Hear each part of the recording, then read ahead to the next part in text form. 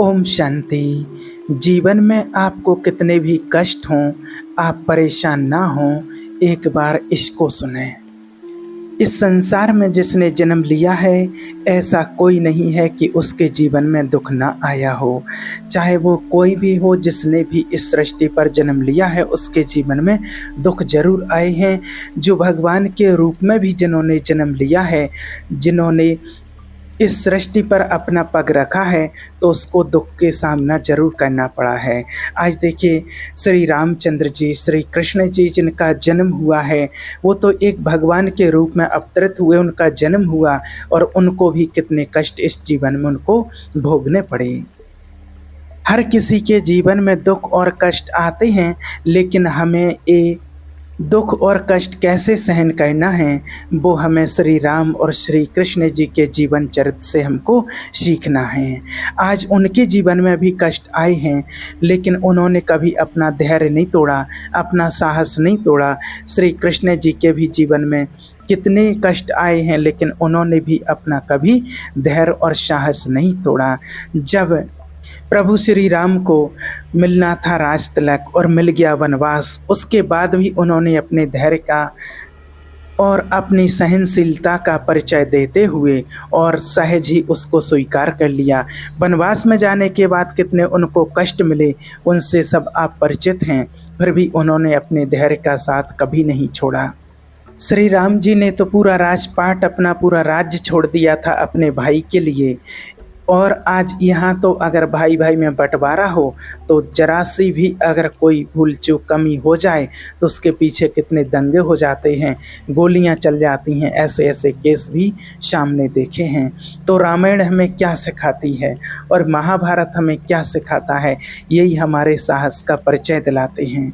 रामायण में एक भाई अपनी प्रॉपर्टी दूसरे भाई के लिए छोड़ने के लिए तैयार है, तो जहाँ से एक भाई अपनी प्रॉपर्टी दूसरे को छोड़ने के लिए तैयार है, उसे रामायण कहते हैं। वहाँ से रामायण की शुरुआत होती है। और जहाँ अपना ही भाई अपने हक का, अपने हिस्से का तो खा ही रहा है और भाई का भी हिस्सा अपनाने का, हड़पने का सोच रहा है, वहाँ से महाभारत की शुरुआत होती है। प्रभु श्री राम जी के जीवन में जितने दुख और श्री कृष्ण जी के जीवन में जितने दुख और कष्ट आए हैं, उनको तो सिर्फ हम देख सकते हैं, समझ सकते हैं कि उनकी अपेक्षा हमारे दुख तो कुछ भी है ही नहीं।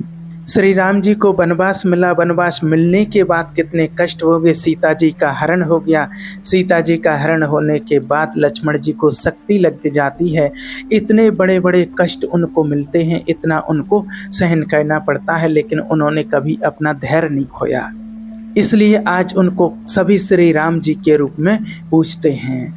श्री कृष्ण जी के जीवन में जितने दुख आए हैं, उनका जन्म, आज किसी भी बच्चे का अगर जन्म होता है, तो जन्म हो, कितना गरीब से गरीब बच्चा हो तो किसी का जन्म होता है, तो जब बच्चे का जन्म होता है तो उसके घर में कोई फूटी थाली बजाने वाला जरूर होता है, और थाली नहीं तो ताली बजाने वाला जरूर होता है। और जब श्री कृष्ण का जन्म हुआ था, तो ना कोई फूटी थाली बजाने वाला था, ना ताली बजाने वाला था, उनका जन्म हुआ था जेल में। सोचिए, इतना कष्ट क्या हमें कभी मिलता है? हम तो जरा से कष्ट में ही अपना धैर्य खो देते हैं। तो देखिए, संसार में ऐसी कोई भी समस्या नहीं है जिसका समाधान ना हो।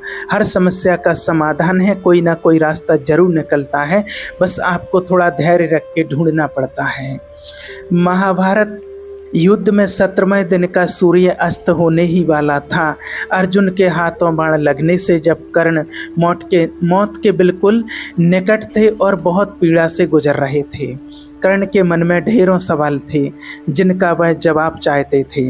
अपने प्रश्नों का उत्तर पाने के लिए कर्ण ने श्री कृष्ण जी को याद किया कि प्रभु मेरे पास आओ, और उनके निवेदन पर श्री कृष्ण कर्ण के पास गए। श्री कृष्ण के समीप आते ही कर्ण ने कहा, प्रणाम वासुदेव, अच्छा किया आप आ गए। मेरे मन में कुछ प्रश्न हैं जिनका उत्तर मैं आपसे चाहता हूँ। भगवान श्री कृष्ण करुणा भरे स्वर में बोले, हे प्रिय भ्राता कर्ण, आपको इस हालत में देख मेरा मन विचलित हो रहा है। बहुत मुझे भी पीड़ा ऐसा लग रहा है कि आपको बहुत पीड़ा हो रही है। और उनकी बात को सुनकर कर्ण मुस्कुरा दिए। श्री कृष्ण ने कहा, पूछो राधे, क्या पूछना चाहते हो? कर्ण ने कहा, हे वासुदेव, मेरे दुर्भाग्य की सीमाओं को क्या आप माप सकते हैं? मैं सूर्य पुत्र राधे कर्ण के नाम से जाना जाता हूँ। मैं कुंती पुत्र कर्ण राधे के नाम से जाना जाता हूँ। मैं कुलीन, युधिष्ठिर, शक्तिशाली भीम, शूरवीर अर्जुन, सुंदर नकुल और बुद्धिमान सहदेव का ज्येष्ठ भ्राता कर्ण राधे के नाम से जाना जाता हूँ। सारा संसार मुझे सूत्र पुत्र कहता रहा और मैं सुनता रहा। तनक सोचिए वासुदेव, तनक मेरी पीड़ा को समझने का प्रयत्न कीजिए। श्री कृष्ण और पास में जाते हैं कर्ण के और कहते हैं, हे राधे, आज जो भी बोलना है जी भर के बोलिए। कर्ण बोले, हे माधव, जन्म देते ही मुझे मेरी माँ ने त्याग दिया, क्योंकि मैं माता के विवाह से पूर्व जन्मा था। परंतु एक अवैध पुत्र के रूप में जन्म लेने में मेरा क्या अपराध था? गुरु द्रोणाचार्य ने मुझे शिक्षा देने से मना कर दिया, क्योंकि मैं एक शूद्र पुत्र था। क्षत्रिय होते हुए भी मैं क्षत्रिय नहीं था। जीवन भर मैं इस बोझ को ढोता रहा, परंतु इसमें मेरा क्या अपराध था? भगवान परशुराम ने मुझे उपहार स्वरूप मुझे शिक्षा तो दी, परंतु अभिशाप स्वरूप श्राप भी दिया। जिस वक्त मुझे इस विद्या की सबसे अधिक आवश्यकता होगी, उस वक्त मैं उस विद्या को भूल जाऊंगा। अब बोलो केशव, इसमें मेरा क्या दोष था? एक बार जब मैं अपने शब्द भेदी बाण की विद्या का अभ्यास कर रहा था, तब मेरा तीर गलती से एक बछड़े को लग गया और बछड़े की मृत्यु हो गई, जो बस एक दुर्घटना मात्र थी। मेरे बार बार माफ़ी मांगने पर भी बछड़े के स्वामी ने मुझे श्राप दिया कि असहाय अवस्था में ही मेरी भी मृत्यु होगी, जबकि इस दुर्घटना में भी मेरा कोई दोष नहीं था, परंतु फिर भी मुझे इस श्राप का कष्ट भोगना पड़ा। हे माधव, दुर्घटना किसी से भी हो सकती है, इसमें मेरा क्या अपराध था? इतना ही नहीं, द्रौपदी के स्वयंवर में भी मेरा अपमान हुआ, क्योंकि मैं एक शूद्र पुत्र था। क्या शूद्र पुत्र होना मेरा स्वयं का चुनाव था? परिस्थितियों ने मुझे शूद्र पुत्र बनाया था, इसमें मेरा क्या अपराध था? कर्ण ने आगे कहा, हे केशव, आज जो कुछ भी मुझे प्राप्त हुआ है वह दुर्योधन से ही मुझे प्राप्त हुआ है। यदि मैं उसकी तरफ से युद्ध लड़ा तो मैं गलत कैसे हूँ? तब कर्ण के इन सारे प्रश्नों को सुनने के बाद श्री कृष्ण जी बोले, हे भ्राता कुंती पुत्र कर्ण, आप इतना भी दुखी मत हो। अब कुछ मेरी भी कहानी सुनो। मेरा जन्म कारागार में हुआ। जन्म से पूर्व मामा कंस के रूप में मृत्यु मेरी प्रतीक्षा कर रही थी। जिस रात मेरा जन्म हुआ, उसी रात मुझे मेरे माता पिता ने अपने आप से मुझे अलग कर दिया। हे कर्ण, तुम्हारा बचपन घोड़े, धनुष और बाणों के बीच में उनकी ध्वनि सुनते हुए बीता, परंतु मुझे ग्वाले की गौशाला मिली, गोबर मिला और खड़ा होकर चल भी नहीं सका कि उसके पहले ही मुझे प्राणघातक हमले झेलने पड़े। कोई सेना नहीं, कोई शिक्षा नहीं, कोई गुरु नहीं, लोगों से सिर्फ ताने ही मिले कि गोकुल में इन प्राणघातक हमलों का मूल कारण मैं हूँ। तुम्हारे गुरु परशुराम तुम्हारे शौर्य की तारीफ करते हुए कह रहे थे कि भगवान शिव को छोड़कर तुम्हें कोई और परास्त नहीं कर सकता है। मुझे उस उम्र तक तो कोई शिक्षा भी नहीं मिली थी। तुमने अपनी पसंद की कन्या से अपना विवाह किया था, परंतु मैंने जिस कन्या से प्रेम किया वह मुझे नहीं मिली, बल्कि मुझे उस कन्या से विवाह करना पड़ा जो मुझसे प्रेम करती थी, जो मुझे चाहती थी। जरासंध से बचने के लिए मैंने अपने पूरे समाज को यमुना के किनारे से हटाकर दूर समुद्र के किनारे बसाना पड़ा। इसके लिए मुझे रणभूमि छोड़कर जाना पड़ा और रणभूमि से पलायन करने पर मुझे कायर और रणछोर कहा गया। जरा विचार करो हे राधे, अगर दुर्योधन युद्ध जीतता है तो तुम्हें बड़ा श्रेय मिलेगा। अगर धर्मराज युधिष्ठिर युद्ध जीतते हैं तो मुझे क्या मिलेगा? मुझे केवल युद्ध और युद्ध से निर्मित समस्याओं के लिए दोष दिया जाएगा। सब यही कहेंगे कि इस देव की पुत्र ने महाभारत करवाया है।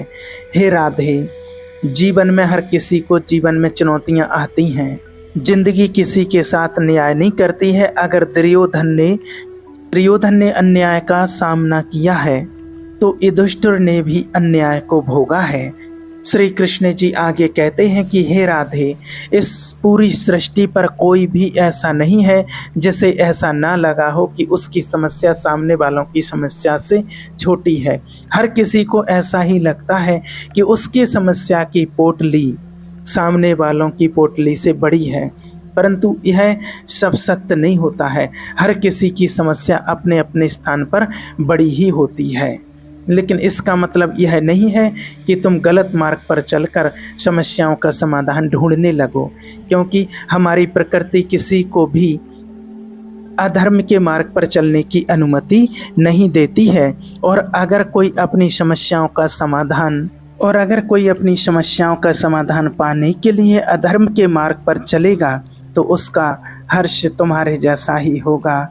कर्ण अपने जीवन से बहुत दुखी था। उसे लगता था कि उसका जीवन बेहद ही अधिक कष्टों में बीता है, परंतु जब श्री कृष्ण जी ने अपने जीवन की तुलना कर्ण के जीवन से की, तब कर्ण को समझ आया कि कृष्ण की समस्याओं के सामने उसकी समस्या कुछ भी नहीं है। अंत समय में कर्ण श्री कृष्ण जी का ज्ञान सुन करके बेहद तृप्त महसूस कर रहा था और शांत मन से कर्ण ने अपने प्राणों को त्याग दिया। जब महाभारत युद्ध की शुरुआत हुई तो कौरवों की ओर से युद्ध में पितामह भीष्म लड़ रहे थे और पांडवों का साथ देवकीनंदन श्री कृष्ण दे रहे थे। सभी को पता है बहुत भयंकर युद्ध चल रहा था। कौरवों की सेना में हाहाकार मच जाता जब अर्जुन का बाण चलता था। रोज शाम को जब युद्ध समाप्त होता था तो सब अपने अपने शिविर में लौट आते थे। पितामह भीष्म भी अपने शिविर में पहुंचते थे और जब भी वे वहां पहुंचते थे वहां दुर्योधन उन पर आरोप लगाने के लिए तैयार रहता था। दुर्योधन उनसे कहता था, पितामह, मुझे लगता है कि आप पूरी ताकत के साथ युद्ध ही नहीं कर रहे हैं। ऐसा लगता है कि आप हमारी तरफ से नहीं बल्कि उन पांडवों की तरफ से युद्ध कर रहे हैं। आप पांडवों का वध क्यों नहीं कर रहे हैं? रोज शाम को दुर्योधन यही पितामह पर आरोप लगाता था। एक दिन पितामह भीष्म युद्ध के बाद जब अपने शिविर में पहुंचे तो दुर्योधन ने आते ही उन पर आरोप लगाना शुरू कर दिया। पितामह भीष्म भी अब तंग आ चुके थे और उन्होंने गुस्से में प्रतिज्ञा ले ली, मैं गंगा पुत्र भीष्म कल युद्ध भूमि में उतरूंगा और पांडवों का वध करूंगा, इस धरती को निष्पाप कर दूंगा। जैसे ही भीष्म पितामह ने ये प्रतिज्ञा ली, दुर्योधन खुश होने लगा और अपने भाइयों को बताने लगा कि कल युद्ध समाप्त हो जाएगा। कल तो पितामह पांडवों का वध कर देंगे तो कोई भी नहीं बचेगा, हमारे दुश्मन नहीं बचेंगे। जब यही बात पांडवों के शिविर में पहुंची, पांडवों की पत्नी द्रौपदी को यह बात पता चली तो उसे अनर्थ होने की आशंका हुई। द्रौपदी भगवान श्री कृष्ण के पास पहुंची और बोली, सखा हमें बचाइए, मेरे पतियों पर संकट आ गया है। पितामह भीष्म ने प्रतिज्ञा ले ली है कि वो पांडवों का वध करेंगे, इस समस्या का समाधान कीजिए। हे गोविंद, आपकी ही वजह से सारा युद्ध हो रहा है। श्री कृष्ण जी ने द्रौपदी को समझाया कि यह युद्ध मेरी वजह से नहीं, यह युद्ध हो रहा है हर किसी के अपने कर्म की वजह से। और रही बात समस्या के समाधान की, तो समस्या का समाधान जरूर मिलेगा। हर समस्या का समाधान मिलता है, बस उसको धैर्य रख करके हमें विचार करना चाहिए।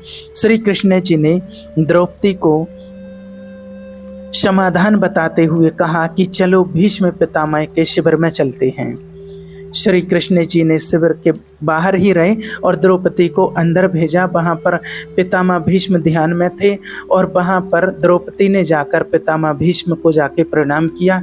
जैसे ही प्रणाम किया, प्रणाम पितामह, और भीष्म पितामह ने बिना देखे ही कहा, अखंड सौभाग्यवती भव। जब उन्होंने देखा कि सामने द्रौपदी खड़ी है तो वह संकट में पड़ गए। भीष्म पितामह ने द्रौपदी से कहा, पुत्री, तुमने मुझसे यह क्या अनर्थ करवा दिया? थोड़ी देर पहले ही मैंने प्रतिज्ञा ले ली कि मैं पांडवों का वध करूंगा और अब मैंने अपने ही वचनों से आशीर्वाद दे दिया अखंड सौभाग्यवती भव का। मैं तो बड़े धर्म संकट में पड़ गया, ये तुमसे किसने करवाया? तुम तो ये नहीं कर सकती हैं। पितामह भीष्म ने कहा। द्रौपदी ने कहा, आप ठीक कह रहे हैं पितामह, ये श्री कृष्ण ने करवाया है। भीष्म कहने लगे, उनको अंदर बुलाओ। और उनको अंदर बुलवाया और प्रणाम करने लगे। बोले, पितामह, हे वासुदेव, तुमने यह मुझसे क्या करवा दिया? मेरी प्रतिज्ञा को मेरे ही वचन से तोड़वा दिया है। मेरी समस्या का समाधान कीजिए। श्री कृष्ण ने कहा, पितामह, आपको खुद मालूम है कि आपकी समस्या का समाधान क्या है।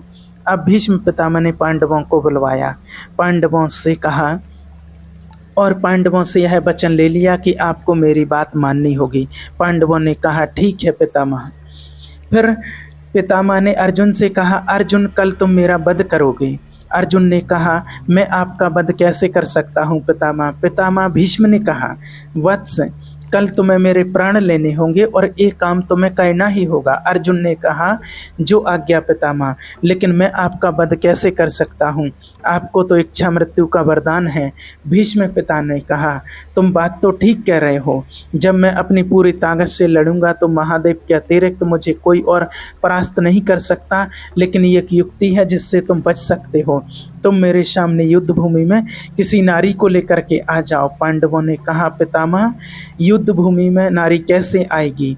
पितामह ने कहा, अब यह सब वासुदेव पर छोड़ दो। अर्जुन दूसरे दिन युद्ध में अपने रथ पर शिखंडी को लेकर के आया और पितामह को बाणों की सैया पर लिटा दिया।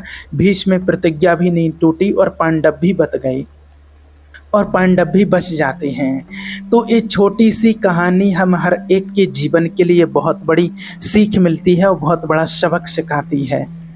सबसे पहली बड़ी बात सिखाती है कहानी की, ज़िंदगी में संस्कार सबसे बड़ी चीज़ है। हमें अपने संस्कार कभी भी नहीं भूलना चाहिए, क्योंकि संस्कार जिंदा रहेंगे तो हम जिंदा रहेंगे। और यही काम अगर कौरवों की पत्नियां कर देती तो शायद हो सकता कौरव भी जिंदा रह सकते थे। दूसरी बड़ी बात यह है कि ज़िंदगी में हर बड़ी से बड़ी समस्या का समाधान है। इतने बड़े बड़े संकट आए, लेकिन महाभारत में हर संकट का समाधान होता चला गया। बस आपको ईश्वर पर भरोसा और खुद के अंदर धैर्य और साहस होना चाहिए। जीवन बहुत सुंदर है, इसे और सुंदरमय बनाओ। मन ऐसा बनाओ कि किसी को बुरा ना लगे, दिल ऐसा रखो कि किसी को दुखी ना करे। आप धैर्य और साहस का परिचय दें, आपकी हर समस्या का समाधान, हर दुख दूर हो जाएगा। बस बात इतनी सी याद रखनी है कि दुख अपने होना चाहिए, उधार के दुख नहीं होना चाहिए। क्योंकि आज हर इंसान अपने दुख को लेकर तो चलता ही है, लेकिन दूसरे के दुखों को लेकर के ज़्यादा चलता है। उधार के दुख लेकर के व्यक्ति चलता रहता है और उन दुखों की वजह से ज़्यादा दुखी रहता है जितना अपने दुखों से दुखी नहीं रहता है। इसलिए कहा भी गया है कि इंसान जितना अपने दुख से परेशान नहीं है, जितना दूसरों के सुख से परेशान है। दूसरा सुखी है तो क्यों है? उधार के दुख कैसे ले लेता है? व्यक्ति कहता है हर किसी के मन में, अरे अच्छे पड़ोसी का किसी का अच्छा मकान बन गया, अरे इसकी तो इतनी बड़ी बिल्डिंग कैसे बन गई, इसके पास इतना पैसा कहाँ से आ गया। रात दिन सोच रहा, इसके बच्चे की नौकरी लग गई, इसको जॉब मिल गई, इसका बेटा बहुत तरक्की कर रहा, इसका बिजनेस बहुत आगे बढ़ रहा है, ये लोग बहुत तरक्की कर रहे हैं, इसके घर में कार आ गई, इसने प्लॉट मकान दुकान सब बना लिया। और इस दुख की पीड़ा में व्यक्ति जलता रहता है। अब उस दुख का कोई अंत नहीं होता है। अगर खुद का दुख हो तो उसका अंत हो सकता है, लेकिन उधार के दुख का अंत होना मुश्किल है जब तक आप उसको सुख में स्वीकार नहीं करेंगे। देखिए, कहा जाता है कि जब अमेरिका में अगर लाइट जाती है तो वो बिजली के दफ्तर में फ़ोन करके पूछते हैं कि हमारे घर की लाइट चली गई है। इंग्लैंड में जब लाइट जाती है तो वहाँ पर फ्यूज़ चेक किया जाता है कि हमारा फ्यूज़ तो नहीं जल गया है। और इंडिया में जब लाइट चली जाती है तो तुरंत घर से बाहर निकल करके पड़ोसी की देखते हैं कि पड़ोसी की गई क्या।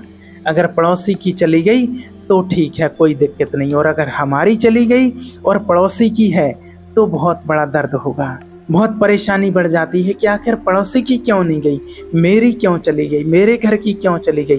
पड़ोसी की चली गई, फिर हमारी 8 दिन भी ना आए तो कोई दिक्कत नहीं, और पड़ोसी की है और हमारी अगर 10 मिनट के लिए भी चली गई तो पूरा घर नीचे से ऊपर कर देते हैं कि हमारी आखिर क्यों चली गई। इसलिए आपको दूसरों के सुखों से परेशान नहीं होना है। समस्या हर किसी के पास आती है और हर किसी को समाधान भी मिलता है। इसलिए आप परेशान ना हों, प्रभु को याद करें, परमात्मा को याद करें, धैर्य रखें, साहस रखें, हर समस्या का आपको समाधान मिल जाएगा। ओम शांति।